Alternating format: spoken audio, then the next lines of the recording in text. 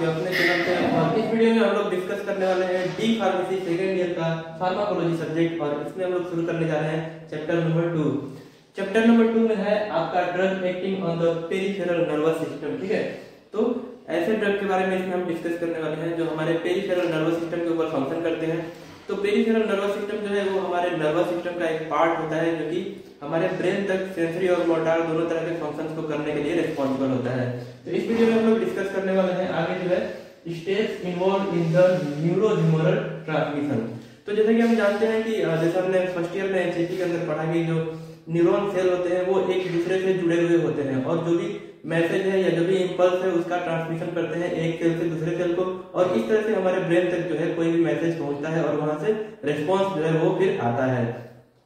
तो यहाँ पे हम लोग उसी बारे में बात करने वाले हैं कि steps involve in the neurohumoral transmission. जैसे हमारे बॉडी के अंदर बहुत सारे न्यूरोट्रांसमीटर जो है वो रिलीज होते हैं जिसके थ्रू इंपल्स जो है वो ट्रांसमिट होता है हमारे नर्व सेल में। ठीक है, तो उसी में कौन कौन से स्टेप्स इन्वॉल्व होते हैं उसके बारे में हम लोग यहाँ पे डिस्कस करने वाले हैं। तो यहाँ पे देखिए मेनली 5 स्टेप्स हैं। कौन कौन से?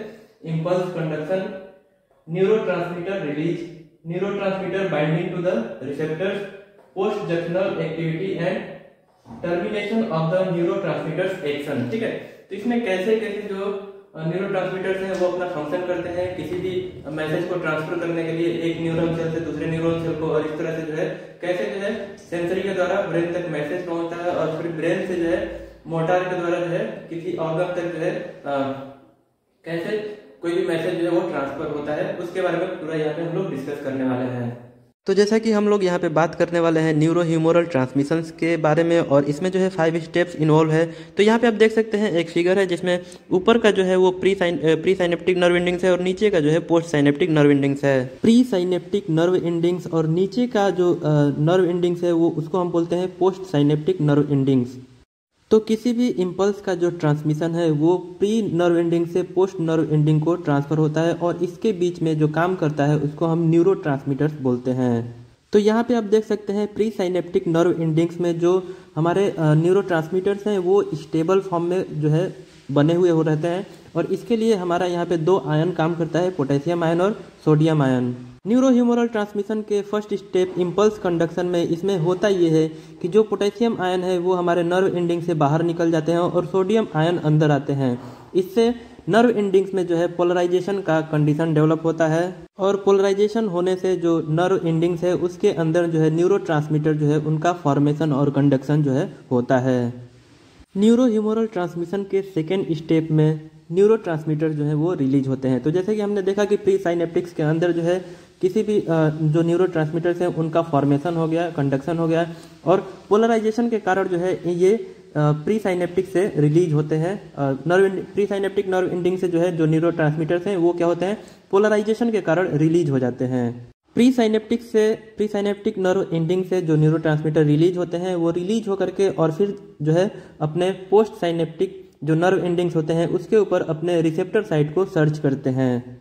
प्री साइनेप्टिक से जो न्यूरोट्रांसमीटर्स हैं वो रिलीज होकर के पोस्ट साइनेप्टिक के ऊपर अपने रिसेप्टर साइट को सर्च करते हैं, और फिर रिसेप्टर साइट को सर्च कर करके यहाँ पे वो उस अपने स्पेसिफिक रिसेप्टर के साथ बाइंड कर लेते हैं, जिसको हम स्टेप 3 में देखते हैं कि स्टेप 3 में यहाँ पे आप देख सकते हैं neurotransmitter binding to the receptor. तो जो भी न्यूरोट्रांसमीटर प्री साइनेप्टिक से रिलीज हुए हैं वो पोस्ट साइनेप्टिक के ऊपर अपने स्पेसिफिक रिसेप्टर को सर्च करके और उसके साथ बाइंड हो जाते हैं।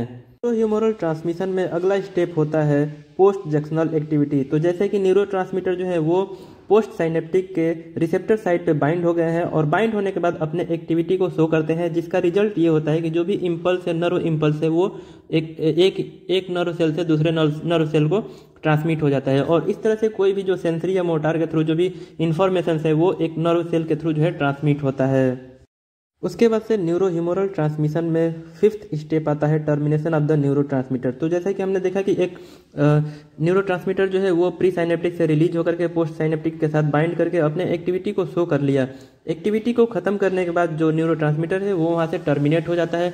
टर्मिनेट होकर के जो न्यूरोट्रांसमीटर है या तो वो डिग्रेड हो जाता है या फिर रिकवर होकर के फिर से वो प्री साइनेप्टिक नर्व एंडिंग्स में चला जाता है और फिर से वहाँ से रिपेयर होकर के फिर वो अपना फंक्शन जो है वो करता है। तो इस तरह से जो भी 5 स्टेप्स हैं न्यूरोह्यूमरल ट्रांसमिशन के, इसमें जो है इम्पल्स को ट्रांसमिट किया जाता है। किस तरह से आपने देखा, यहाँ पे हम जान चुके हैं कि कैसे जो है इम्पल्स जो है नर्व टू नर्व सेल के बीच में ट्रांसफर होता है न्यूरोह्यूमरल ट्रांसमिशन के थ्रू। और आगे जो है हम इस वीडियो में कंटिन्यू करेंगे drug acting on the peripheral nervous system के बारे में, देखेंगे कि कौन कौन से जो ड्रग हैं वो हमारे पेरिफेरल नर्वस सिस्टम के ऊपर फंक्शन करते हैं।